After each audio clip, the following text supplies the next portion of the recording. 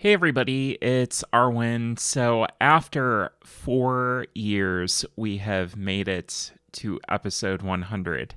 It has been a long time coming, and I'll probably have some more thoughts on this milestone on episode 101, which will also coincidentally be the ride home from PAX Unplugged. So by the way, if you are heading to PAX Unplugged, please make sure to stop me and say hi. Let me know what you're looking forward to and all of that good stuff. And the Shelf of Aspiration, the normal stuff, that'll all return soon. But I felt that there was no better way to celebrate 100 episodes than to present something that I really love doing. And that is presenting an interview that you are about to hear. So this was a fantastic hour and a half chat. After it was edited, we had some interruptions at the coffee shop that we were at, some coffee grinders going and that, with Amabel Holland, who is a designer whose authenticity I feel is a fantastic example for those in the community. I really respect her work and think she has done some amazing things. I did try to record video while we were there, as this was going to be the start of a new video series I was going to do, but apparently both my cameras decided to die out on me before we were able to finish. But fortunately, the big thing that I wanted to make sure that I captured was the audio, which I did, which you're about to hear. So I think, and I certainly hope that you'll find this chat enlightening, and we'll ponder the things that both of us have to say, and again, you'll just enjoy it in general. So I also want to thank each and every one of you listening for the opportunity to bring you these stories. It is something that I'm very grateful that I get to do, and I'm also grateful that I get to connect with each and every single one of you through this microphone of mine, and I hope to be able to do this for a long, long time to come. I'm hopefully not going anywhere. So with that, enjoy episode 100, and I will see you on episode 101. So this here is an interview that has been a long time in the making. Amabel Holland is a game designer with over 80 games to her credit.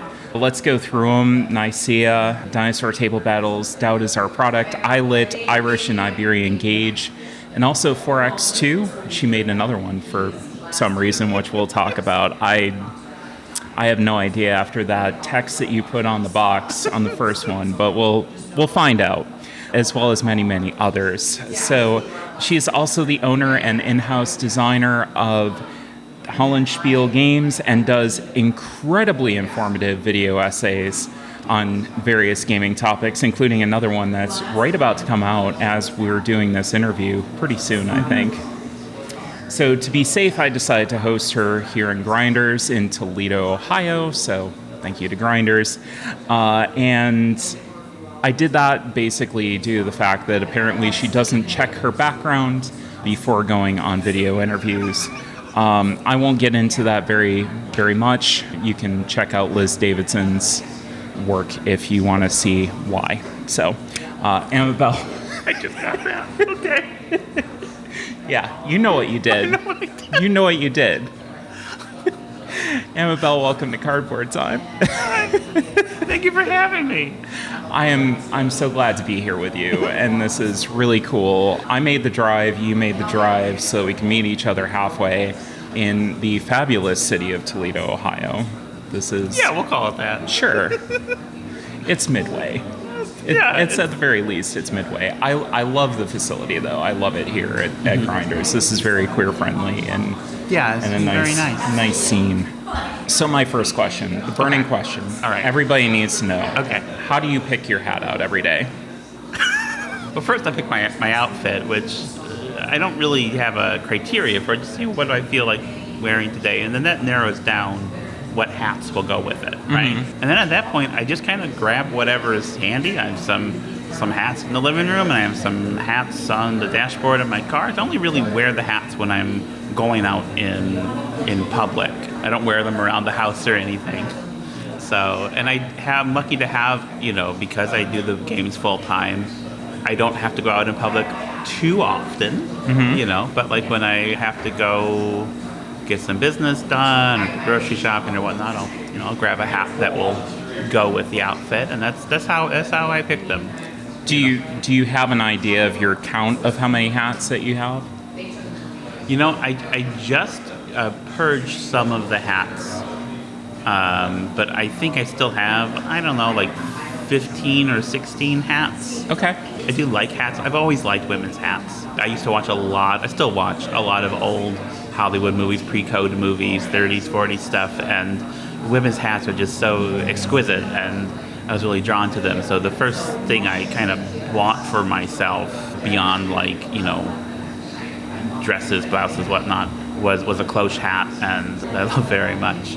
And yeah, so hats kind of became a thing, I guess, for me. Like it seems to be part of my social media persona for some reason. Yeah. So, you're kind of famous for it. Yeah, I guess I am. I mean, there are other things I could be famous for, so I shouldn't be too irritable about it. I haven't bought a new hat in quite some time because I probably have enough hats. Yeah. At this point, I didn't know if you had like a hat shelf of aspiration or anything that you were working on, like hats that you didn't wear that you're looking forward to wearing at some point when you get the right situation. No, like every hat I own, I have worn. Like there's one hat I've only worn like twice, and that's a witch's hat. Mm-hmm. And I got it because my sister got married on Halloween year before last, and so I needed a costume, and I just had a witch's hat and a dress that matched it, and then I'm a witch. Yeah. And that was a lovely little private gathering in her backyard. She got married, and afterwards she introduced me to her friends as her sister, which of course I am, but it had a significance. I love hats. I think that they're really they're a stylish accessory, and they can be expressive, and I mean also, especially early on before my medical transition that resulted in some attributes, having women's hats like helped me be seen as who I was, which is important to me for safety reasons. More than anything else. So that's to that. This is how this is going to go. You're going to ask a question, I'm going to go on for 20 minutes. See, that's what I'm looking for. Okay, good. So safety reasons, like the ones I saw driving in, the billboards and everything. Yeah. Like I'm in the Metro Detroit area, and like that's pretty much the bluest part of Michigan, but the rest of Michigan's not always the most safe. Yeah. And so it's important that when I'm in public that strangers will, not misperceive me. Yeah, see you for who you are. Yeah. Exactly. So, can you kind of get into your history in gaming, how you got started in the hobby, and your progress in becoming a designer? Well, so I kind of stumbled onto board games by accident. I was in Ann Arbor, a college town in Michigan, and was in a comic book shop with a couple pals, and I went into the basement to look for some back issues for my New Mutants collection, and then I saw like modern board games, and I had never seen these before, and there were the designers' names on the box, and they had these very different themes, and they had a $300 deluxe version of Catan. I was like, what is Catan? Why does it have this? And so I looked into it, and I said, oh, well, this is neat. And then I kind of came into it with the idea of, well, this is something I can try to do. Mm-hmm. Because I had always done creative things. I had done filmmaking. I had tried to do comics. I had done video games. Like, the video games, I think, were actually, like, pretty clever if I had been 12. I was not 12, so I just don't have that programming knack. And, like, I've always had this creative ambition, wasn't really getting anywhere with any of it. And, well, I'll try this, and this worked. Mm-hmm. And so I thought I would be doing, like, kind of midweight Euro games, and did not get any traction there. I did a train game as, like, a lark, I'll try this. There was a publisher, Winsome Games, that only does train games, and I thought, well, I need to work with a developer who really knows games and the business. I'm very new, and I don't have a lot of financial resources. I don't have access to a lot of games to learn from. So I need to find someone to work with who does have those things. And this company is small enough that it's approachable, and they only do train games. I guess I'm doing a train game. So I did a train game, and I sold it to them. And then I did Hex Encounter War game as a lark, I'll do this thing, and then that sold, and then those were the kind of the two things I kind of got pigeonholed into, which I was not complaining about. Like I just leaned into what was working, Right. and that eventually led to me becoming the editor of a Hex Encounter Wargaming magazine for a short period of time, and during that time there was like a game in every issue of the magazine, so I had to do a lot of development, and I also had to learn a lot of the production end of the business, like tolerances for a counter sheet and stuff like that. And working in that mode, and then at the same time, for the same owner, there's another company that did like little folio games, Ziploc games, that my partner at the time, Mary, worked for. And we both kind of just learned the business and said, well, why don't we do our own thing? We always kind of were intending to eventually do our own thing. It's just the idea was, well, I'll wait until I'm successful enough, that I have a name enough, that I can then have my own publishing label. And I wasn't quite getting there. And then we found this print-on-demand model working on this magazine and for the Ziploc company. And so, well, let's take this model, take what we like about it, and use that, do things differently where we disagree. And we started the company in 2016, and then August 2016, and then February 2017 is when I went full-time as a game designer and publisher, and I've been doing that ever since. It's been a long journey for you, and yeah, because I started like in 2010.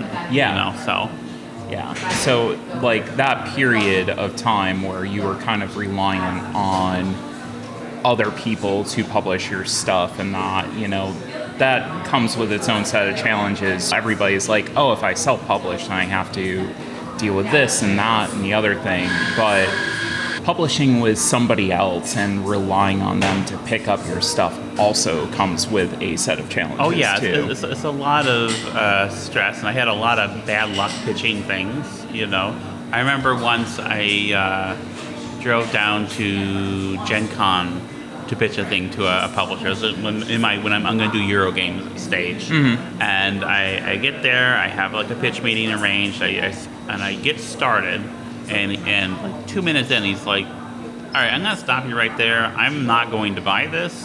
You can keep talking if you want to. And I didn't get a hotel room. I had only come there from Detroit to Indianapolis to pitch that game. So then I had to drive all the way back. And it's just, that's not a fun time. And even getting stuff published by publishers, well, I don't have a lot of control over decisions they might make. There was a fantasy skirmish game I did. And I worked very closely with the artist so that we could have a more diverse cast.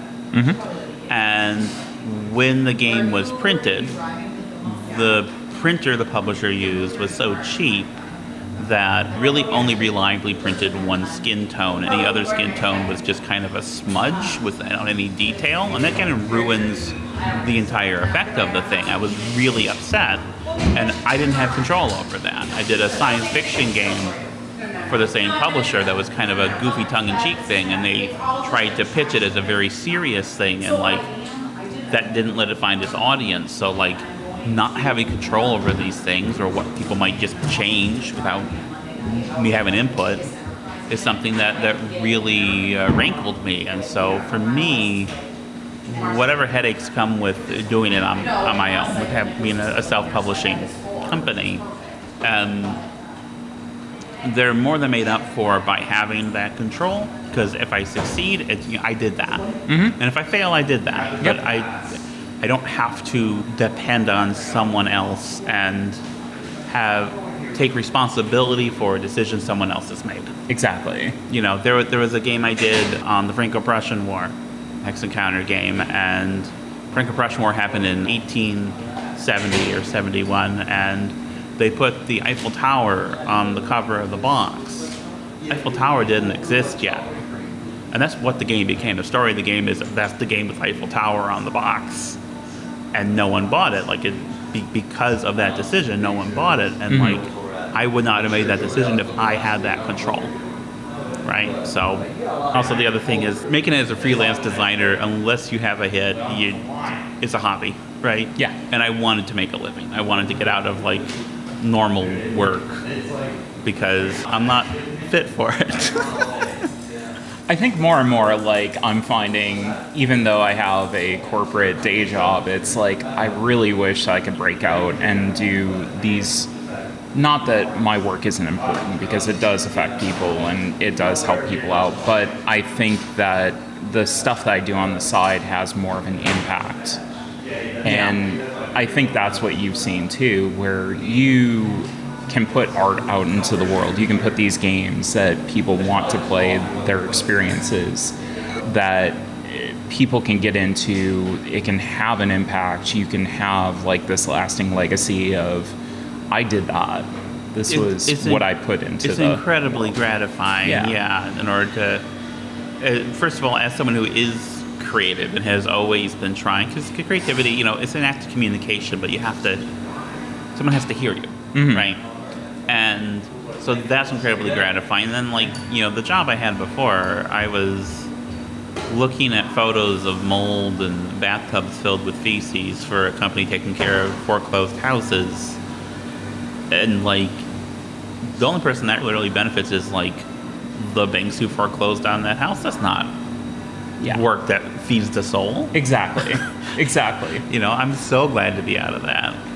It might feed, you know, your family and your table, but it doesn't feed, like, your creative nature and your human nature of trying to do something positive. No, that makes a lot of sense. And I think it was interesting, kind of on that topic, that's something that you posted about recently on your Blue Sky, which, if you aren't on there, please go check it out. It's amazing. As long as you're over the age of 21. I mean, you're pretty well behaved. I'm pretty well. Here's the thing. When I was on the other side, the bird site, you know, I had 2 accounts. And I could be very ill-behaved on the other account. There's not lots of accounts on Blue Sky, so I can't do that. Right, exactly. So I have to be especially well-behaved. You have to behave yourself. But the thing that you posted that I found very interesting was from that perspective of self-publishing and the fact that you are able to put out what you want to in the world and not necessarily have to sell a huge amount of copies in order for that to be profitable and you know, for that to be sustainable, because of the standard of living you maintain and the fact that, you know, you self-publish, you don't have that huge amount of overhead, you do a lot of the work yourself. I mean, when somebody gets a Holland Spiel game, there's a good chance that you have actually put components into that box. Almost all of the wood bits have been packed by hand by me into little baggies and sent to our printer. I actually sometimes have some friends help me out with it, not very often, but yeah, I tend to do all of that. Yeah, it's a very low risk model, so, like, I don't take a lot of big financial risks. The games don't need to sell super well, so they can be more niche. And yeah, I live in Detroit, so, like, I know someone who has basically the same model but lives in New York. Doesn't work for them as exactly. Let them live. Yeah, you kind of have to figure those financials out, and I think it's really cool that you're able to make that work, and that allows you to, you know, take those chances and go and produce things that the quote-unquote mainstream board game audience wouldn't necessarily think of. Oh yeah, that's something that I want. And when they play it, they do. But. And the funny thing is, like, yeah, there are things that don't sell super well, but there are things that do that people absolutely with it. Well, no, there's no way that's going to sell. You know, I tried to shop around supply lines in the American Revolution for ages, and no one. Like, no one's going to want to buy this and play this, but it's a big seller for us. This Guilty Land is another one where people are like, no, there's no way people wouldn't want it, it's too controversial. And, like, no, if you do something seriously and thoughtfully, people people will show up. The thing is that nobody knows anything. This is something, the guy who wrote The Princess Bride, that guy. Yeah. He said once that, like, in Hollywood, nobody knows anything. Everyone pretends they do, but, like, they don't know what people actually want. Because every, like, huge new thing is a big surprise. Yeah. You know, I had a lot of people who felt like City of Six Moons sounded like the dumbest thing they'd ever heard of. And are you sure that's going to sell? It's not going to sell. It's selling pretty well. I was actually going to transition into that, so it's great that you did, because that has been a huge hit for you. Yeah, no, that is right now our 6th best-selling game of all time, and every other game in that top, like, 15 has been around for 5 or 6 years. Yeah. And it's done that in the space of, like, 4 months. It's insane to me. I can't even process selling that many copies. Maybe it'll sell well. Like, we had enough bits for, like, the most we had ever sold in a year, and we were done with those, like, in a week, so we had to get more. And then we ran through those. We just got another shipment for twice as much of that we're currently, like, bagging up. And, like, because we have to bag everything, all the wood beds. I wish the game didn't have wood beds. It would have been so much easier. Because we have to bag everything, like, I had to shift things from the schedule into next year. Like, we had a lot of other games coming out this year that they'll come out next year. Part of that was just having time for the wood beds. Part of that was we were told that we are going to have coverage from a particular board game channel that tends to drive sales. And so, like, okay, well, that's going to happen. Well, then we can't really say anything else this year until, like, the very end of the year, because we need to be ready for this thing dropping in September. It didn't drop in September. Not sure when it's going to drop. I'm a little anxious about that, because like, the sales are still pretty strong, but they have slowed down. We're waiting for that thing to shoot it in the arm. I may not have made the same decision I did if I know it wasn't gonna come, but you know, how you know that everything's like really clear in retrospect. I mean, you never know what you're gonna end up with, and you just gotta kind of adapt, and that's what I try to do. Like, I certainly didn't. I was about to say I didn't expect me to be who I am years ago. Right. But like I really didn't expect to still be alive. Yeah. You know. But here we are. Here we are. I think it's been a really cool success, and really something unique to see because of the community that's kind of formed around it. People talking about it, people theorizing, you know, well, I think this means this, and somebody else says, well, no, I think that this means this, and this makes sense. And it's been really fascinating to see, because you don't get that from any other board game that's out there. Yeah, I've never been anything like this before, and it's really wild to me, and it's really difficult for me, because, you know, one thing about me is I can't shut up, but I have to. I can't say anything. Oh, you got this wrong, or let me help you. Because I see them like, oh, you're struggling with that. I want to help. Nope, I can't do it. And it's like, it's really hard for me, because I'm used to providing a lot of context to frame what I'm doing. This is a habit I kind of picked up from, you know, doing the games that kind of make arguments, trying to frame those arguments, put them in context, and also something like This Guilty Land, where if I didn't, before the game came out, give context, if I didn't spend a lot of time explaining what the game was and what the game wasn't, people could take that and draw their own conclusions, and without the game being out yet, and run into some very dodgy directions. So I needed to really control that narrative as much as I could. So that's like a habit I have generally, is let me explain what I'm trying to do. Maybe you see something else in it, but, you know, let me try to give you the thrust of it. And I cannot thrust here. I just have to. Sorry, I can't. This is why we're in a public space. That was not on purpose. I cannot provide any kind of input. Like, it really is really out of my control, and partially that's by design. Because one thing people have kind of figured out by now, and I have mentioned a little bit in other interviews, is that there is not. Should we explain what the game is? I don't know if people listening.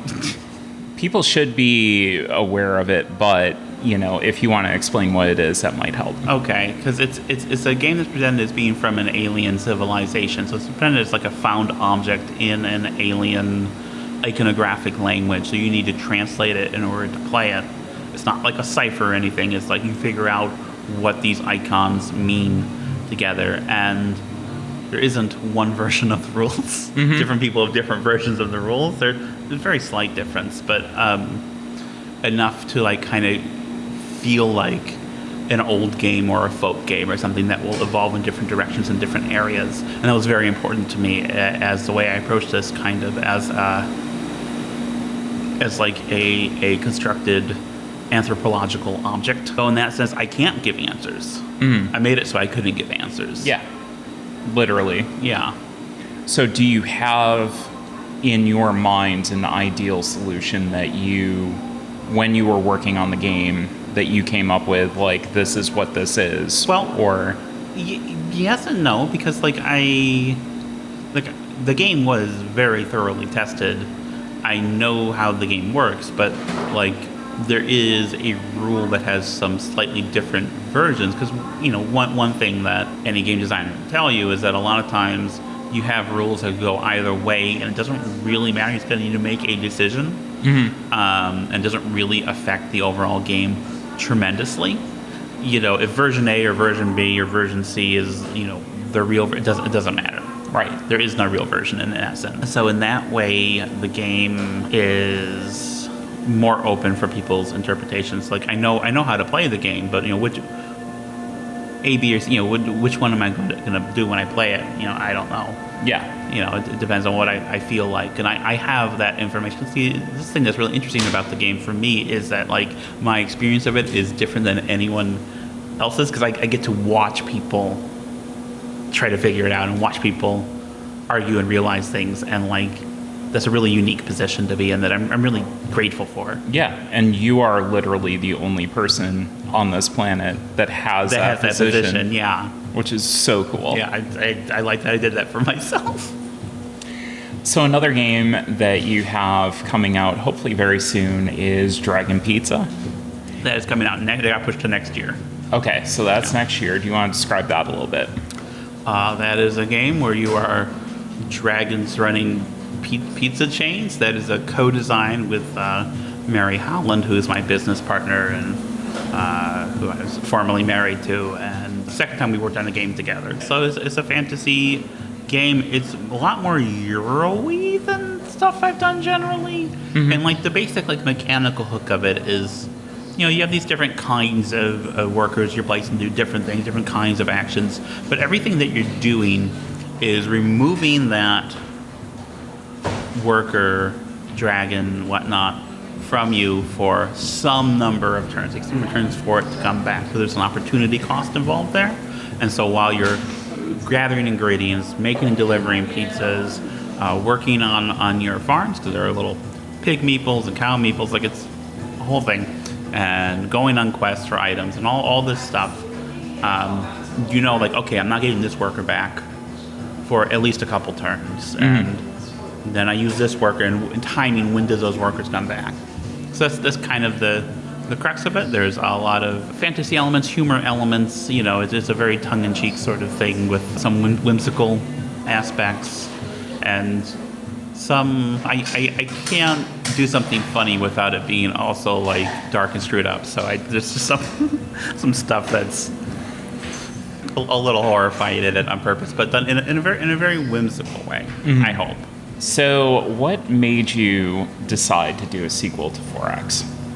So the original 4X had a pretty divisive reaction, because one way this model of mine is built is that whatever we sell like in the first quarter, we know pretty much the curve of it, unless there's something that makes it spike up again, and it will sell like half as much the next quarter and a little less than that the following quarter. We know the curve of it. And with 4X, because it has such a divisive reaction, it had some strong initial sales, but then it just fell off a cliff. And it's also a very expensive game to produce because of all the cards, and it's not selling that many, but the cards are one of the things that we buy in bulk orders. So instead of like one at a time, we're like, okay, we're buying the cards for X hundred number sets of this thing. And having to do that for a game where it might take a while to sell those sets, especially as those card prices have gone up, was like really was trouble. So there's that aspect of it, where at a certain point it just did not make sense to keep it in print, the original 4X. There's the aspect where it's an old game. It's a game I designed, like one of the first games I designed, and didn't publish it until like 7 years later. And then things I would do differently, at this point in my career compared to then. And then the thing is that the original 4X went up on Board Game Arena, so I wanted to put it up. I was like, oh, all right, sure. And like, it got a fair amount of play and a fair amount of interest. And so I'm in this unusual position where like bringing it back into print is a very expensive proposition. And then there's a lot of things happened. Yeah, a lot of moving parts. And then the thing that happened is we signed a game by Zoe Alred that we're going to be doing sometime next year. I guess it's the first time I'm talking about it. Hi, Zoe. Which we're going to be using dry erase markers. So I needed to test something with dry erase markers. And I thought, okay, well, what if I did 4X with dry erase markers? What if I addressed some of the parts of it that I'm unhappy with? What if I was able to make a version of this game that did not cost $60, but like was much more affordably priced, and was kind of like the way I would design a game now, and all those things came together, and I made another one. That's why I made another one, because the thing is, when the game came out, we were like, hey, this is a weird game. You might not like, you probably won't like it. Most people won't like it. You probably shouldn't buy it. And people heard that and thought, that means I should buy it. Exactly. That's not what I meant, folks. And people got really mad. People were like, like accusing me of fraud for like hiding what the game is, and like, you don't know what the word weird means. Like, no, I know what the word is. It's a weird game. Yeah. And that bit, like, I get the negative reactions to some of my games all the time because they're fairly experimental a lot of the time, and I usually just let it roll off. But that really bothered me, the sense that like I had deceived people in some way. And well, you told them right on the front of the box, like, hey, you probably shouldn't buy this. And people went and bought it. And when they went and bought it, complaining. and then they were mad because they thought it was like hype. And the thing is, I'm extremely earnest. Yeah. I'm not someone who's going to say something I don't believe. So I had a lot of complicated feelings about it. And there were times I couldn't even look at 4X. And there were times I was like, oh, I'm really proud of this. And I went back and forth about that for, the last 7 years. And then that finally, all those things together, I'm going to do it. And then I did. And I'm very proud of what it is now and what this new game is. And that's the only game I have left on the docket this year. That's coming out during the sale.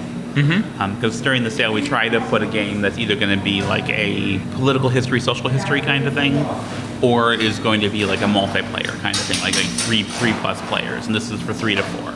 Okay. And it's using dry erase markers, which I am having so much fun designing things with dry. I have so many designs coming out next year with dry erase markers, including a hex encounter game. That's crazy.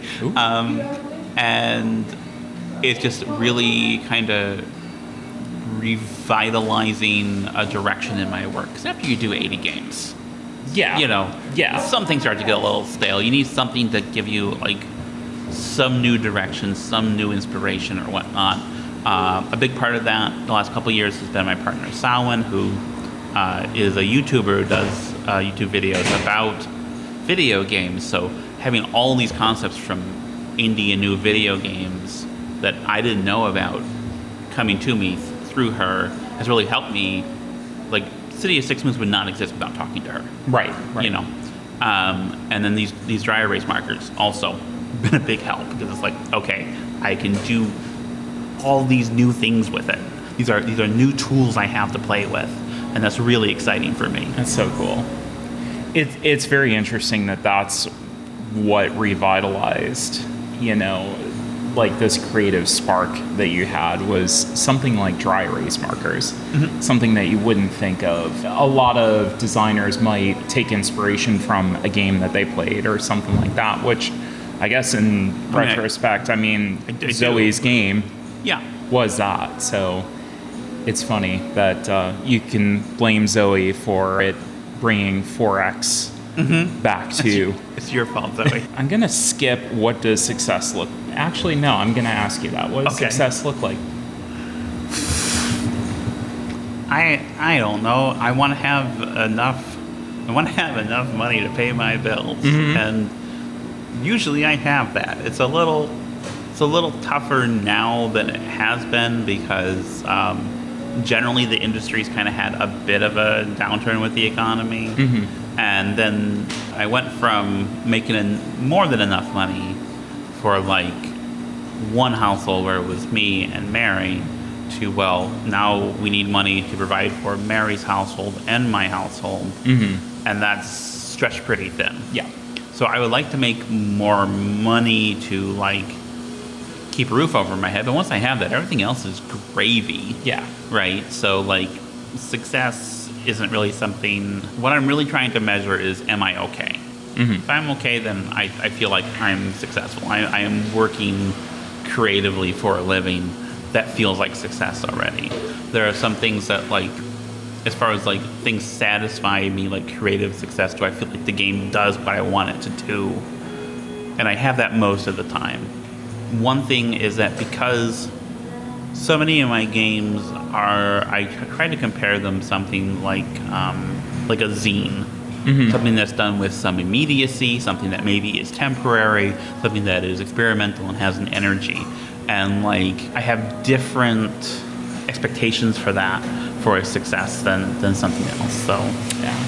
And I think it's so much different again than somebody who's just going in and trying to make as much money as possible. Yeah. I think you have a mix with, you know, yeah, you have to stay afloat and stay alive, but you also have the art that you want to put into the world able to be seen by people. Yeah, because I can't do anything that I don't care about. I've tried. I'm not good at it. I need to have that fire in order to do a thing. Yeah. You know, someone asked me once, what games would you design if there was a zombie apocalypse? You know who asked this question. That's the whole podcast. Yeah. Yeah. And I said, well, I design games for a living. It's my livelihood. I do it to pay my bills. If I don't have bills to pay, I wouldn't design games. And that was true then. I don't know if that's still true now. A lot of things change between then and now. I still would have creative ambitions. It still would be. I feel like if I didn't have to worry about finances, it still would be things I would want to do creatively. I might segue more into like filmmaking or video production, but I thought I would still do games. Yeah. You know. Yeah, I don't know. The other thing is I care about what games are capable of.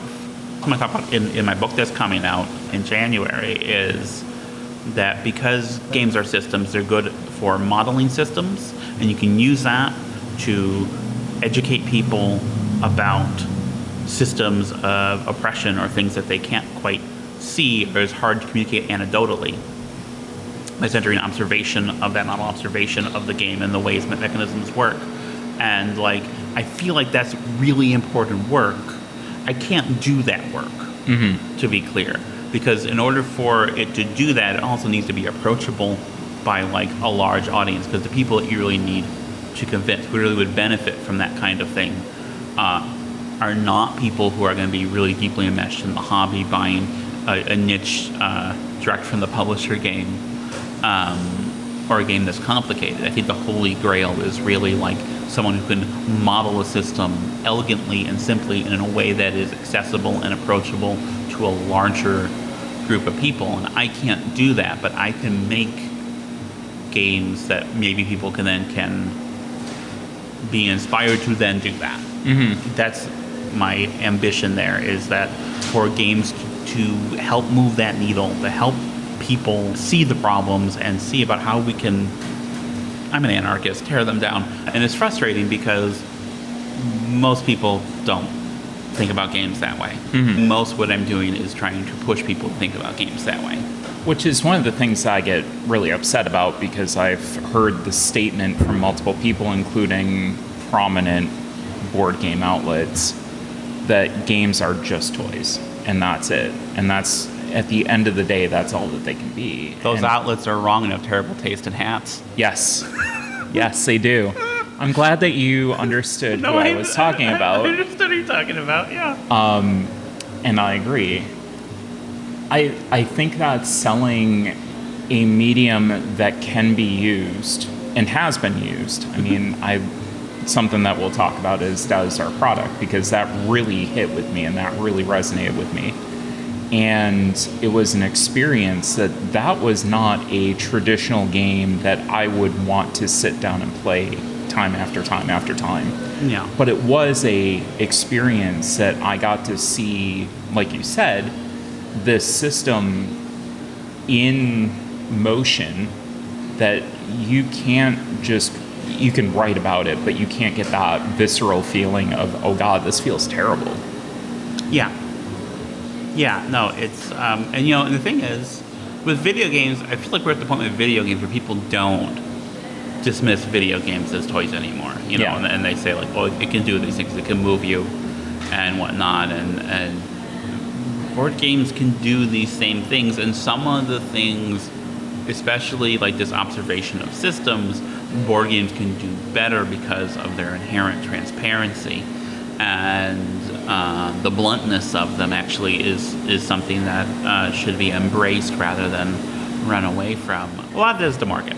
Mm-hmm. A lot of that is the capitalism of it all, and the way games are conceived as a type of entertainment, the way games are made and marketed. I was thinking about, there's that game GHQ, the Kurt Vonnegut game that got published by Jeff Engelstein's company, and actually went.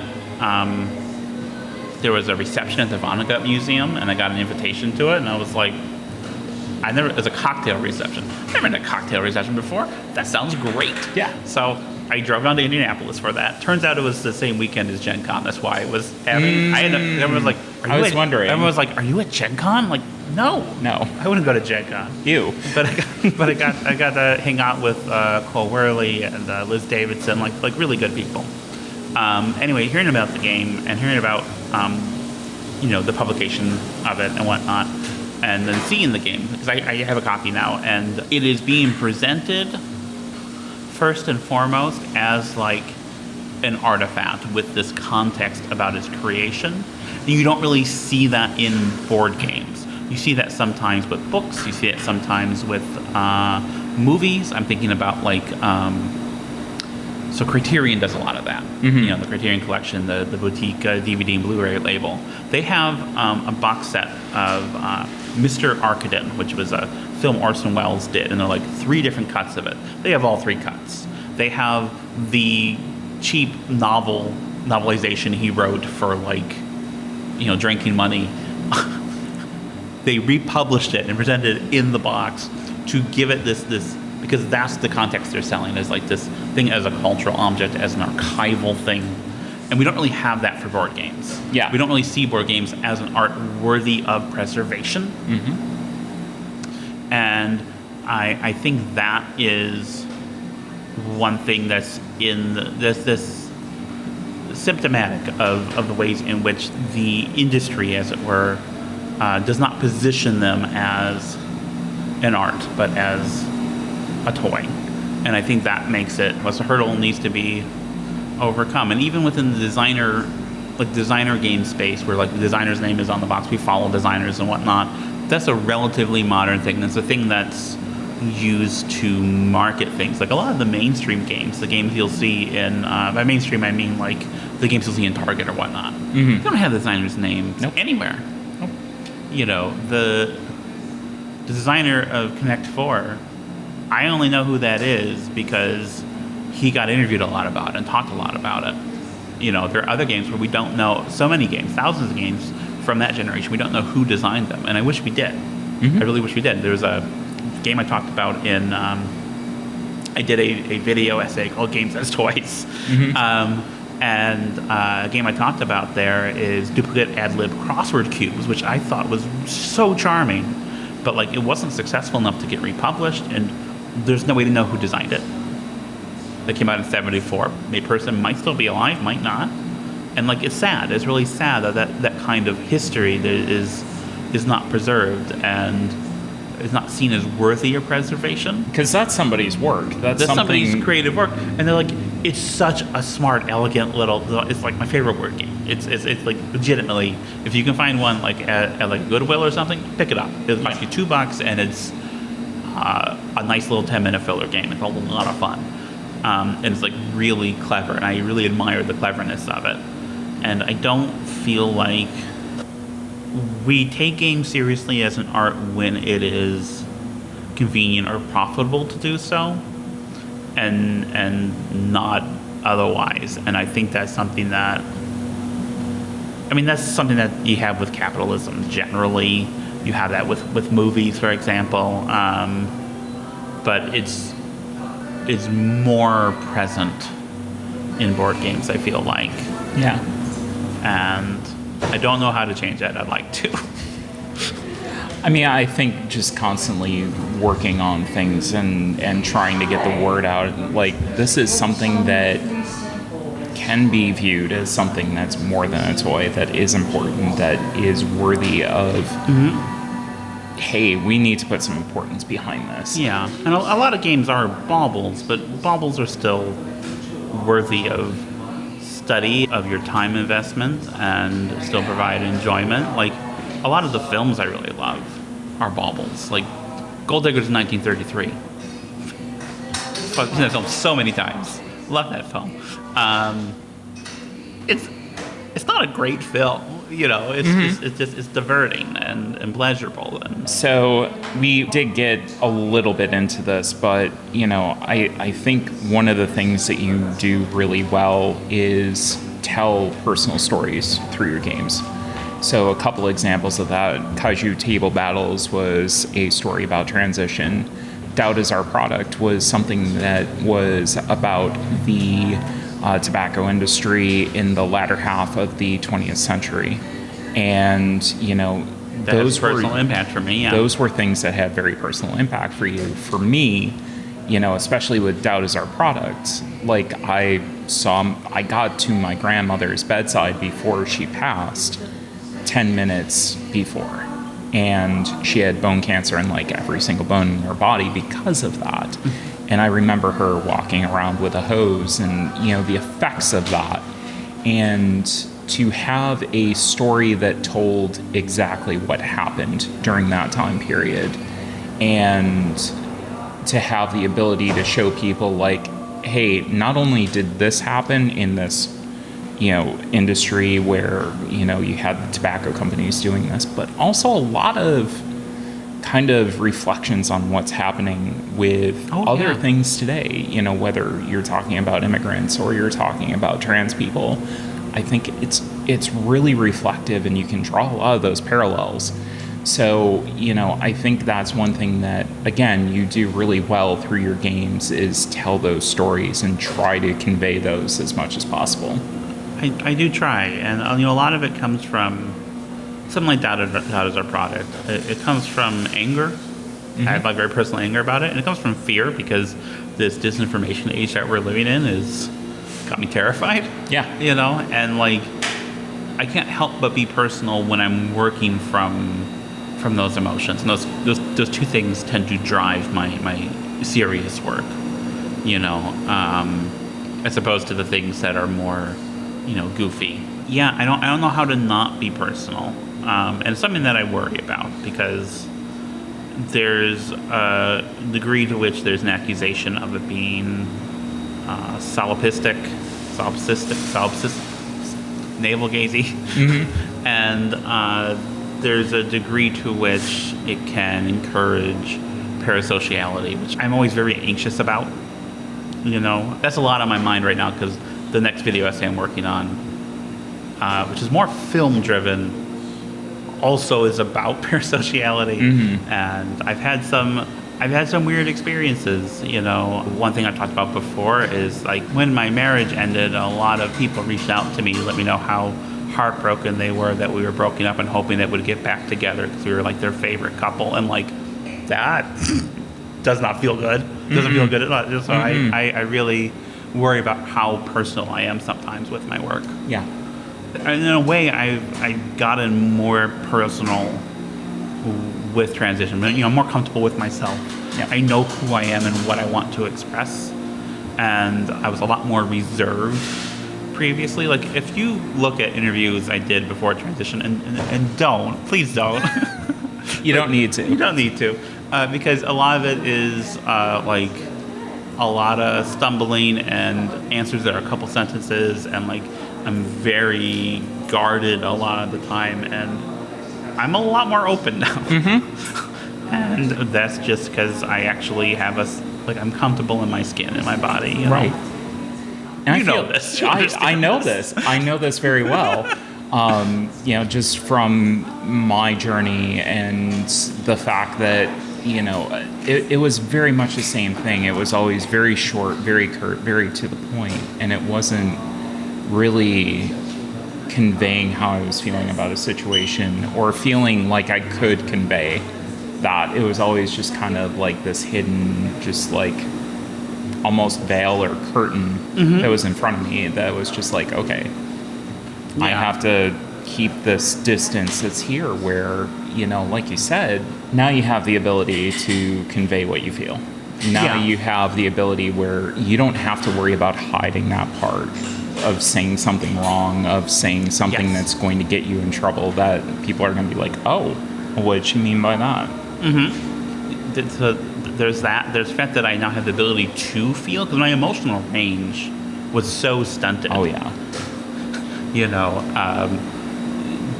The decades of depersonalization just made it really difficult for me to actually recognize emotions or feel them. And also another thing is, like, I'm just thinking better now. Yeah. Like, my brain was made to run on certain hormones. I did not have those, and it was like this fog, and everything was always so hard and so effortful. Like, every game I was working on was so hard for me to work on. It took so much out of me, and I wasn't quite sure if I was getting there. And like, the first game that I designed after I started HRT was Nicaea, and that's the first one where I felt like I really know what I'm doing, and it all came so easily, so naturally to me, and like, that's great. Mm-hmm. And being able to actually have ideas and talk about them and not have to fight through everything to express them, like, the quality of my life is just so vastly improved, right? And the quality of my work is so vastly improved, to the point where, like, I look at some of my older stuff and, like, some of it I'm still proud of, but some of it I'm like, boy, I could have done that better now.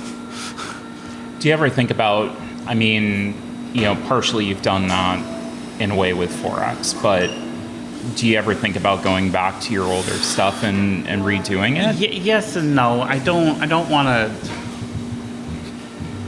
to turn into Cole Worley. Hi, Cole.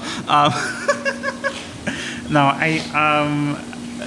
because if I only done like 5 or 6 games, maybe. Because I've done so many of them, I'd rather just move on. I'd rather just, I do the work, I'm done with the work, I've exercised whatever, maybe I want to do that work, and I move on.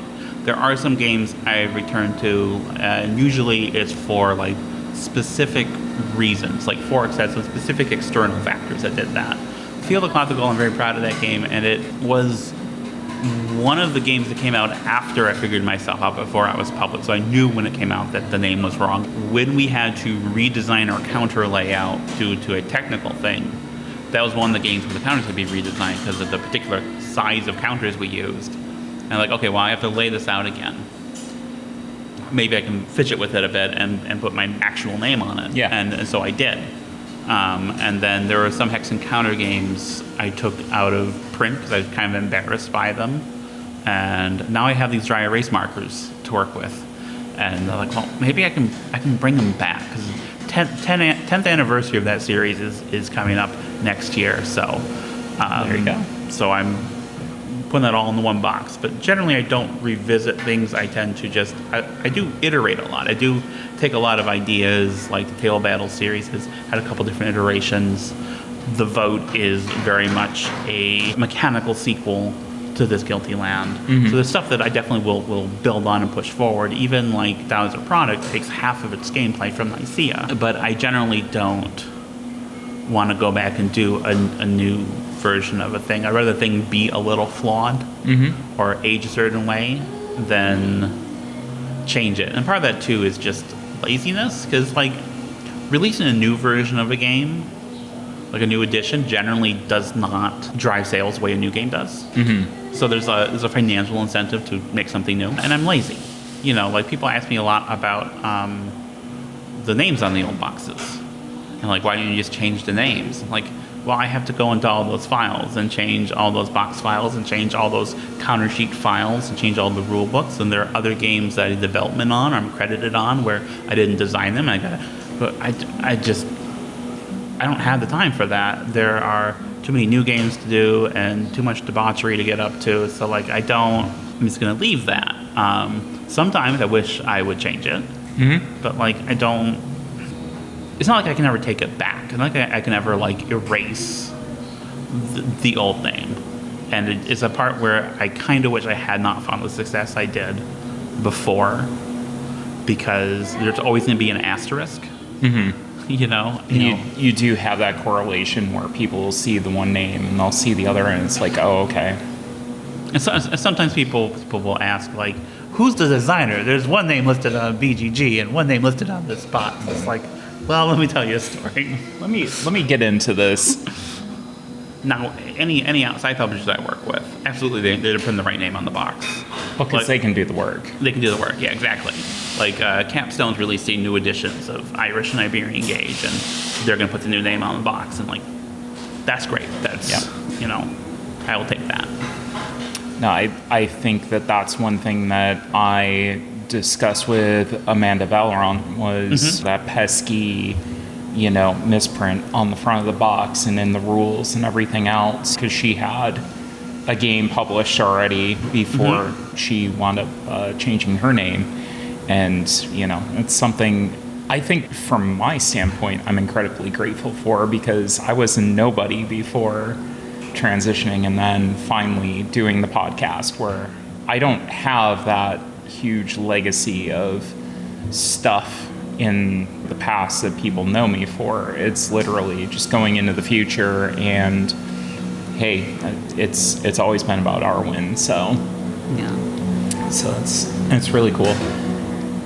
Has the community's perception of you changed at all since transitioning? Because you had such a presence before, and you know, I mean, it's kind of been a public thing that you've gone through this with the community. Yeah, I mean, so first of all, like, the community can refer to like several overlapping groups. Like, has perception of me in like the Hex Encounter wargaming community? Yeah, it has. It's the wargaming community, right? Yeah. I say that with love, mostly. Like, people were aware of my games. They weren't really aware of me. They didn't have much personality out there. And there's a lot more awareness of me now, of my hats, of the things I get up to. So I try very hard to tell my story in ways I hope will be useful and help people see themselves. I've had people tell me that I've helped them see themselves, and that's so gratifying. That's what I want to do more than anything in the world, actually. So I think that has changed mostly for the better. Like, I certainly lost things by transition. I lost customers, especially from some parts of the wargaming community. Yeah. But I've gained more than I've lost. Yeah. And even if I had just lost things, lost, I still would be happier now than I am then. I think the perception has changed. I think part of it too is because to some degree the nature of my work has changed. That also has changed the perception, and I can't untie that from the transition, you know. Well, and isn't that kind of an indication, because, you know, like you had said that the community didn't know, you know, deeply about you as a person until you transitioned. Isn't that kind of an indication of how much more vibrant and happy you are? That you are able to show more of your personality and be out there and say, you know, this is who I am, you know, this is my work, this is what I'm proud of, and that kind of thing. Absolutely. I wish more people would kind of understand that and realize that, because there's so much like negativity of, oh, it's going to destroy your life. And it's like, I am the happiest I've ever been. Yeah. And I think more people just need to see that. Problem is, the people that, you know, will consume this media for the most part probably won't see that, and they've probably got already, you know, a certain disposition. Yeah. It's one reason why I try to project my joy and my happiness, like, in my social media presence. Mm-hmm. Like, I also talk about things that are... I have a lot of trauma, and I'm working through it. But so I don't want to, like, sugarcoat things. You know, I can't lie to people, but, like, on the whole, I'm so much happier. Yeah. You know, and everything is so much better. And I know people who have been less lucky in that regard, but still, it's worth it. They're still so much happier, because being a genuine person, living genuinely, is living, and the other thing isn't. Yeah, exactly. It's just kind of going through the motions and masking who you actually are. Yeah. And, you know, like, when I first started with my transition, I took a lot of half steps. Like, I first came out in October of 2020, but I didn't tell people my name was Amabel until the following March, because I was just trying to, like, maybe if I just transition this much, I'll be happy. Mm-hmm. I have to go all the way. And a lot of it too was just being worried about the business, mm-hmm. because I would say especially then, a lot more of the business was centered on that kind of historical wargaming sector, which I feel like I'm talking a lot of shit about that, and I don't mean to. Like, there's some really wonderful people within Absolutely. that space, but, like, it has a reputation for being a little conservative, because there are aspects of it that are, right? And then I also was trying desperately to be like, well, how much can I transition? Like, what percent can I do this and, like, still keep this marriage going? Mm-hmm. And that just wasn't going to work. It actually made it a lot more painful for both of us than it should have been. Yep. Learned that lesson there. I always had to be all the way, you know, and because a halfway life isn't good enough. Good enough isn't good enough. That's on a T-shirt you can buy from my T-shirt store. I was gonna say, I'm pretty sure that I have a T-shirt that says that. Thank you. It's like, you know, when people bought that T-shirt, like 6. So, like, I was one of them. Exclusive club. I love that T-shirt. No, I think that's really important for people to hear, especially because, you know, I don't know if you had the same kind of thought, like, I'm just gonna blend in, I'm not gonna make any waves, I'm not gonna say anything, I'm just gonna go and live my life and be quiet. And, you know, I don't know if that works. I mean, it may work for some people, but I think for the majority of us, it just doesn't. Because now we've seen this construct of these systems that have kind of oppressed us for so long and tried to keep us in rigid identities that we broke out of. So you naturally start questioning other systems and other things in your life. Mm-hmm. That you want to make sure that people know this is an option if you are going through this. You don't have to suffer through that. Yeah, see. It's a hard question to answer because, like, part of me would say like no, I always knew I was going to be loud, but there was part of me that took those half steps, mm-hmm. you know.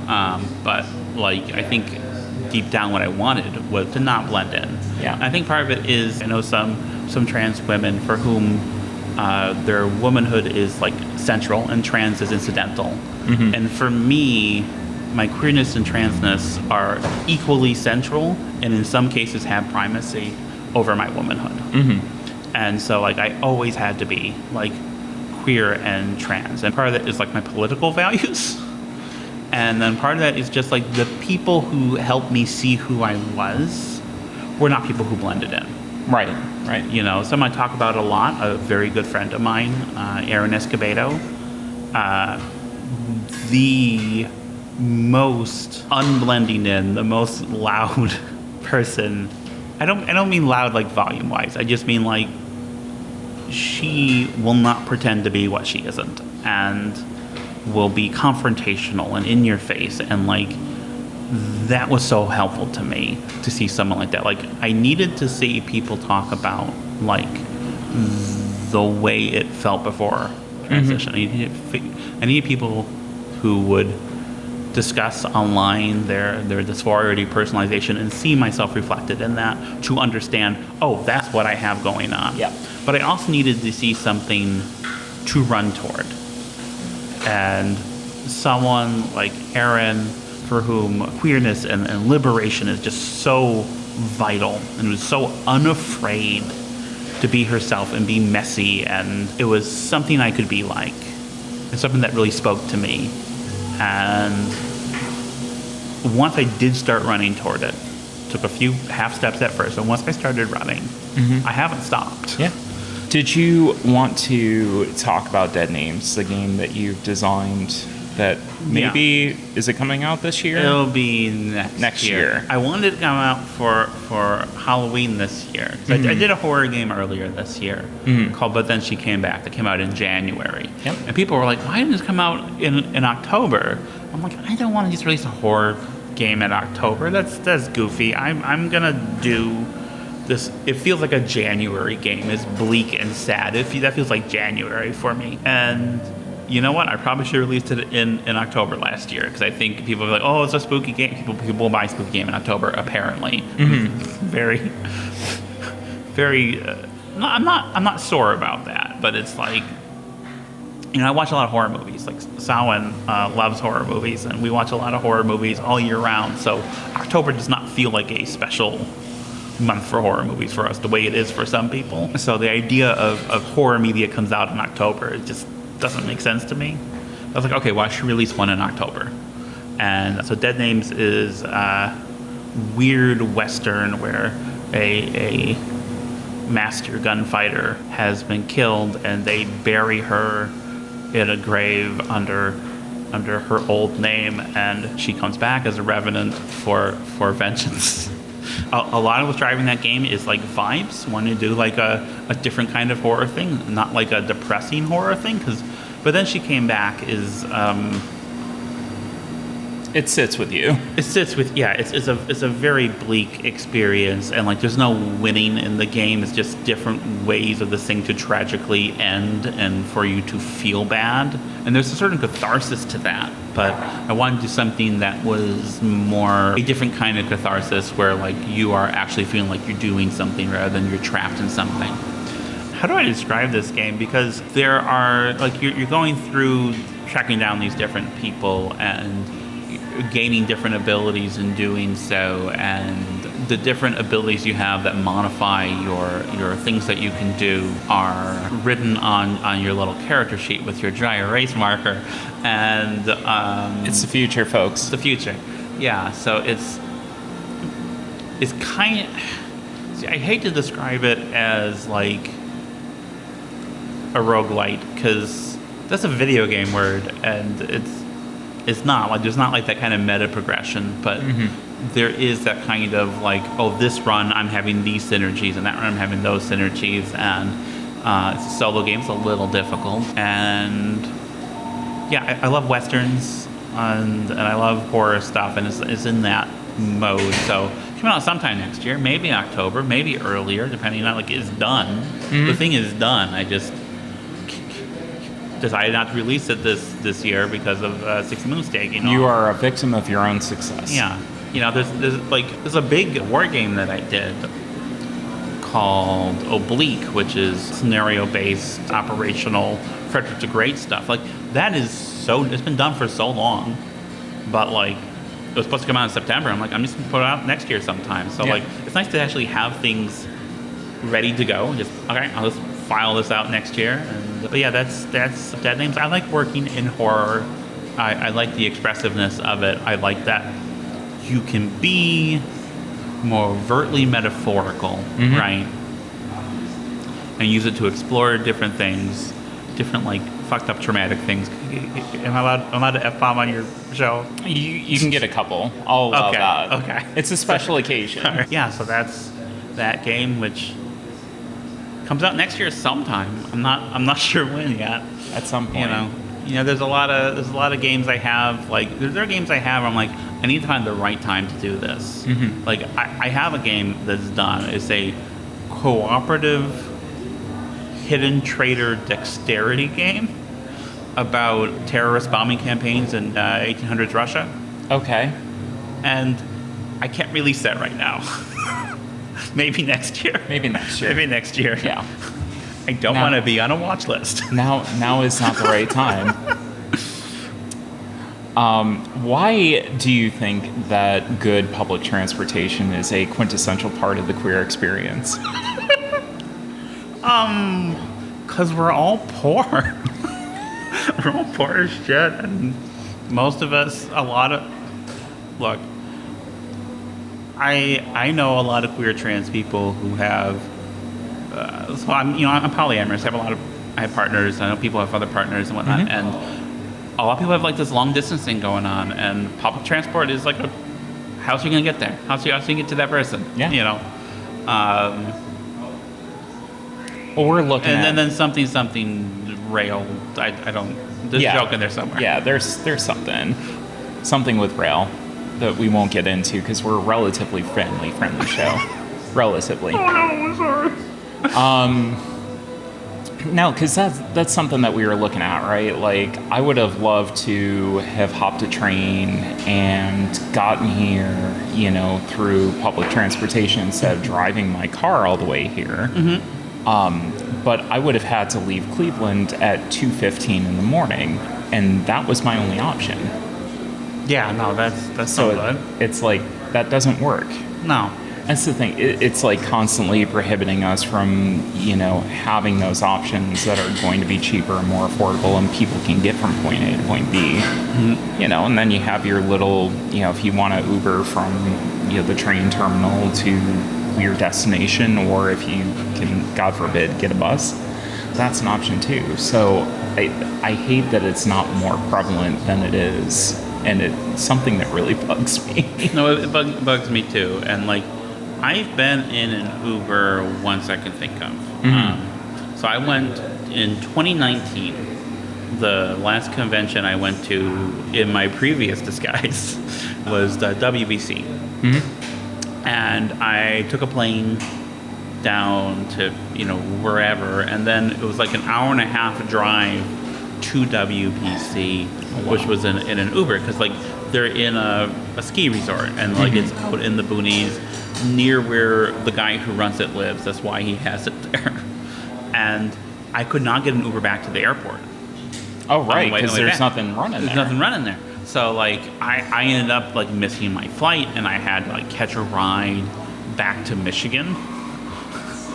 and like it was like good public transport, that wouldn't be a problem. We need better train lines. We need high-speed rail. Please make this happen. Yes.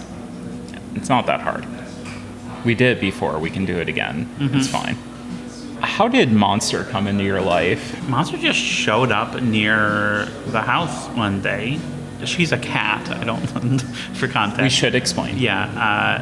Back in like 2005, Monster showed up and was like meowing, and like we fed her some food and then got her into a carry guide to the vet, and then like a week later went back and adopted her, and that is how Monster entered the household. We had 2 cats at that time, Doc and Claus, who were litter mates, and the 3 of them did not get along. One thing that was really... So Monster was like a year old at this time, and she had a previous owner. Mm-hmm. We found out she'd already been chipped, but had been out on the street for however long. She was so skitty and so skittish, and she hissed at the 2 boys as soon as she met them, and they had never heard a hiss before. They had no idea what was going on. One of the joys of having Monster is that over time she plumped up and she became such a like a happy little cat, and just watching her kind of trust and she's still kind of grumpy, but watching her kind of open up is a real joy. And after I moved out, she lives with Mary, and Mary's still taking care of her. And Monster is 19 now, and she has been sick most of her life, so she needs a lot of medical care and additional medicine and whatnot. And I once a week I go over to Mary's house to help her with the garbage, and I get to see Monster once a week, and I miss her. I miss having a cat. Yeah. In my life, the apartment I'm in does not allow animals, and Samhain is not really a cat person. She's more of a dog person. So I've been without a pet in my life for a couple years for the first time. I've always had pets throughout my whole life, and it's a weird thing. Hoping to have a dog soon though, because we're moving to a house with her roommate next month, and he wants to get a dog. So when he gets a dog, the three of us have a little dog to take care of, and that will be something. I do miss having animals in my life. Yeah. Yeah. I can understand. I did not have any sort of pets before. I had a bird, but that was different. Birds are very different. Bird was a pain in the ass. Birds are assholes. I'm sorry. Yeah, no, literally. This bird was an asshole. Yeah. It literally just and to be fair, it was abused and everything, Yeah. and he had a hard life before he came to us. But now that we had Charlie come into our lives, it's I can see why people want an animal, because it's nice to have someone that's there that will be there, that's always happy to see you, except for a cat who's probably just you're here. Cats are sometimes happy to see you. Yeah, no, I had animals my whole life growing up, and I was a pretty lonely kid, and I was a pretty neglected and traumatized kid. I was an abused kid, is what it was. But I did have a cat, and that cat was my best friend, and I've always had strong bonds with cats and other animals. It's just something that it teaches you something to care for something, like that. I'm not going to go all Who Saved Who or anything, but it does make a difference. I think that there's a lot to that, for sure. I mean, just having the ability to have, even when things go wrong, last night I was cleaning up Charlie's poop, and it was I'm mad, but at the same time, I still love him. You can't be mad. Yeah. It's I wish he wouldn't do that, but he's still my dog. And I think it's cool, Monster's journey, being able to be a cat that's on the street, that's skinny and needs a lot of food and love, to being the spokes mascot for a board game company is pretty neat. I mean, one of the favorite parts of the job I made up for myself is just writing about and for my cat. Yeah. Oh, yeah. Even if at this point I'm not living with Monster, so it doesn't. She's still my cat. Yeah. She still feels like my cat. She's still your cat. You still help raise her, and do you ever come up with things that she says, she'll be walking up to you and you just come up with random stuff that she says? Or is that just me? I don't do that as much. I do write the press releases in a Monster's voice kind of thing. But I know, Mary constantly was talking to and for the cats in the house, and I get it. So do you have any hobbies other than gaming? I mean, you talk about movies. You like watching movies. Movies are a huge thing. Film was my first passion, and the thing that I really miss making films. And I watch a lot of films. I watch a lot of old films. I like a lot of older media generally. I like to read. I don't read as much fiction these days, and I read more nonfiction, just vocationally. Cooking. I love cooking and eating. I mean, really, one thing I've tried to do after transition, because I was so disconnected from my physicality, from my body, where, like, the way I described it once is, you know, how you live in your house, but you're not your house. That's how it felt with my body. I lived in my body, but I wasn't my body. I tried to center physicality and sensual pleasures, like food, like going for a walk, like taking a nap. Naps are great. I love naps. They're like my favorite. Begrudgingly have to admit that naps are fantastic. Like my fiance, when we met, I was like, oh my God, you're taking a nap again. I can't believe that. We got so much to do. No, naps are nice. Naps are good, yeah. So my partner, Samhain, feels the opposite. Like, if she's asleep, it's like, I'm not doing something. And that's how I felt. Yeah, but, like, no, I love sleep. And, you know, this is a family podcast, so I'm not going to... There are other things I do with my time. There's other activities that are going on. And it's you know, it's really refreshing to be able to center my life around all those things and the things that I actually want, instead of what I think I should want or what people think I should want. You know, to be unapologetic. One reason why I talk so frankly about some of the things I get up to is, I guess, to destigmatize or let people know, like, hey, it is okay to be like this. Well, and it's something that was so taboo for us, you know, for so long. It's like, oh well, you know, that kind of attitude towards it. And I think that is important to have those conversations, you know, in certain forms. We won't get into it too much here. No, I understand. But it's... I'm trying to be a good guest. Yes, you have been. I've been very proud of you for not just going crazy. Thank you. But no, I think that is something that sometimes is stigmatized for us to talk about, because, you know, we are always on the defensive about who we are. And that is something that is like, oh, well, you know, they're just doing it because they're deviants and whatever. And it's like, no, listen, I like that as much as anybody else. Yeah. Like, I really do. But it's just one part of my personality. Yeah. And that's everybody. It's literally everybody. You know, it's no different than somebody else who is living their life. Yeah, it's just like, I've never had much stock in, like, respectability. You know, I'm gonna be the weirdo that I am, because in the end, even if I am the most polite, even if I blend in the most and am the most normal, respectable person, people are still gonna say shit.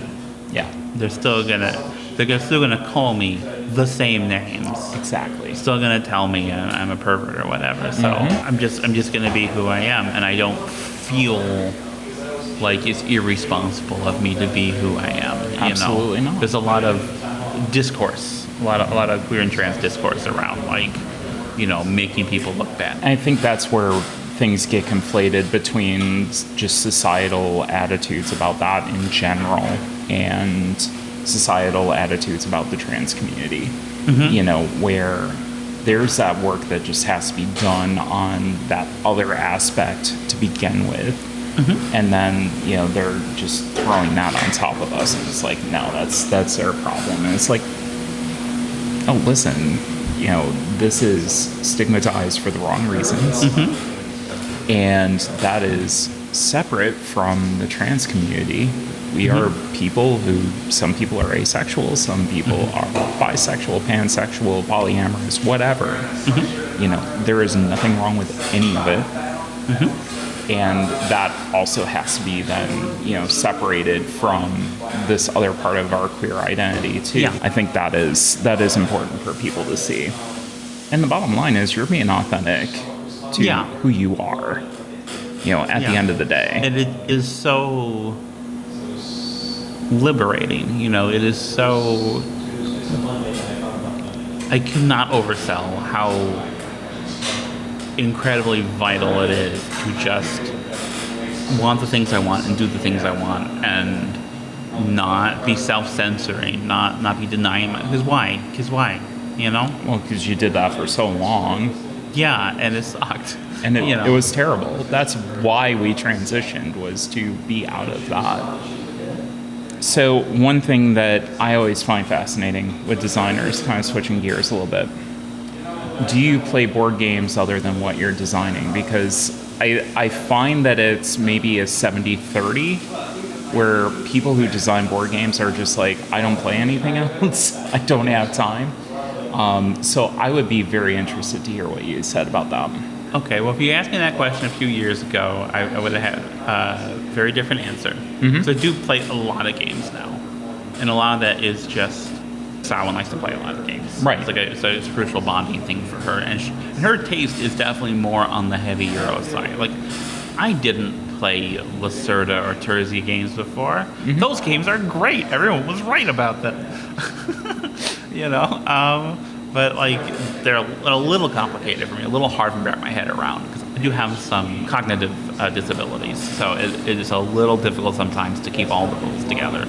But like playing those games have been a huge influence on some of my work now that wouldn't have happened before. And to a degree, I don't feel like my work stagnated necessarily, but there was a point where I wasn't playing as many games, and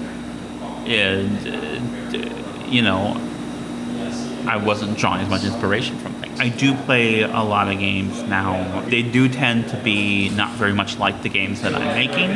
That doesn't really surprise me, though. I remember reading a interview with Stan Brakhage, an American filmmaker who was very experimental. Most of what he did was actually scratching or coloring right on film strips and animating those scratches. Mm-hmm. And like he didn't want to watch that. He wanted to watch like a James Bond movie or whatever. Mm-hmm. And I don't tend to play a lot of games that are, first of all, there aren't a lot of games that are like mine, but I don't play those mostly. Mostly I play games that are a bit more mainstream, things I can borrow or learn from.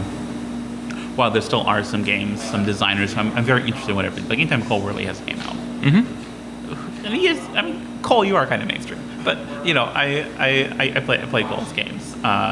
I have on my table Matilda Simonson's new game, Pax Penning, and I'm really excited to dig into that because Turncoats was like one of my favorite games. It's so good.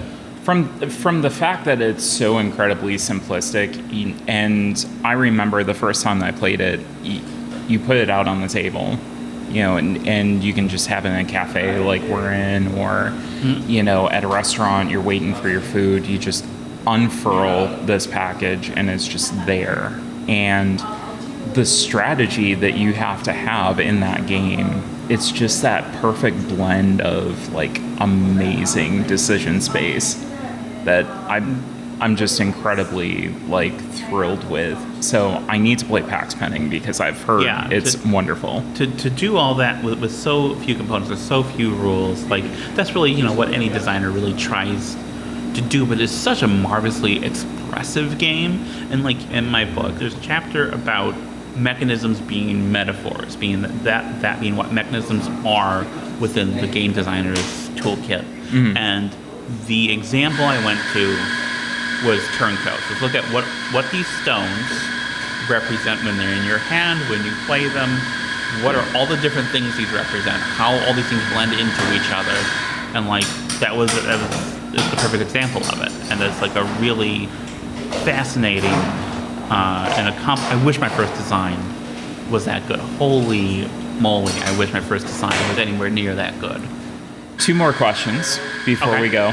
The first one, do you ever see yourself going back to filmmaking? You do your video essays. Do you ever see like going and making something like longer form or even like a short form video? So this is a thing that I talk about a lot in that new video essay, and I want to very badly. There are some things holding me back from it, which are complicated to explain in this format. So watch my video essay, The Horror of Being a Story. It should be up before this is. I have this tremendous desire to tell stories in that way and to tell trans stories, how people see themselves, and to make complicated, unusual, very queer, very trans art, and to reach a bigger audience than my niche board games can. But again, there are things that hold me back from that. I don't know how to resolve that tension just yet, and we'll see. I did write a screenplay like a couple years ago. I've returned to it more than once, and like I really want to make it, and then like I talk myself out of it. Part of that is like financial circumstances. Part of that is the stuff I'm talking about in that video. Part of that is a worry about respectability. I don't worry about it so much for myself as a person, but like there are so few trans films out there that it's not that I'm worried about doing damage. I'm worried about like backlashes. I think a lot about what happened with Isabel Fall, and I could not go through that. Yeah. So I don't know. I would like to. I'm having a lot of fun with the video essays, and like if I feel like I'll always be making games, but like if I was the kind of person that could make a living doing video essays, I probably would segue into doing that. I've done a lot of games already. It's a new space for you to explore, and I think that it's really cool getting you to see you getting into that and drawing on what you've done with board games and then expanding that into the video space is really fascinating. And I'm getting better at it. Like a lot of people saw that first one I did, and like got shared a lot, and like that's basically just me talking with a few insert shots, and I'm doing things that are a lot more complicated production-wise and editing-wise now, and like those aren't being that haven't shown up on the BDG homepage, that haven't shown up in newsletters and whatnot, and I wish they would, because like that's what's going to drive finding an audience. Like a big problem within this last year or so is that a huge driver of our sales for our games, like the major driver, was Twitter, and Twitter's dead. Yeah. And Blue Sky is alive, but it's not doing the same things yet. Exactly. And so like it's been really hard trying to find new ways to let people know about the games and know that they exist, and know about the videos and know that they exist. Yeah, and that's one thing that's been very difficult from a creative standpoint, is the fact that we were able to use Twitter to be so communicative with our community, and we were able to drive that message to our community so incredibly well, and then just to have the space ruined like that was so devastating. Yeah, it was a great place for finding friends, finding people. Yep. It was a great dating app. It was a great place for the board games. And Blue Sky's not there yet, but you know, I have hopes. Yeah. Yeah. I think it's the safest place for us to be, and absolutely. I wish that people understood, you know, especially for me from like a publisher side. I wish more publishers would be active, would be on there, would be trying to engage with the community, because that's the only way that it's going to grow and be the community that we need it to be, and be that replacement that we need it to be. Yeah. So, well, if anybody does want to see your Blue Sky, how can they get a hold of you? It's amabel.bsky.social. You search for the name Amabel, there I am. Yep. Exactly. Was that your second question? That was my second question. Okay, well, I made it easy. That was the easiest question the whole time. So, Amabel, thank you so much for being here today. This was a treat for me, and I hope it was fun for you. It was a treat for me as well. Awesome. So, thank you very much. Go check out Amabel's work. It's amazing. You're going to love it. It's fantastic. I can't speak enough about it. That's very kind. City of Six Moons is probably the one that you're going to want to, definitely check out. Make her work harder. Make her delay those games even more than she already has.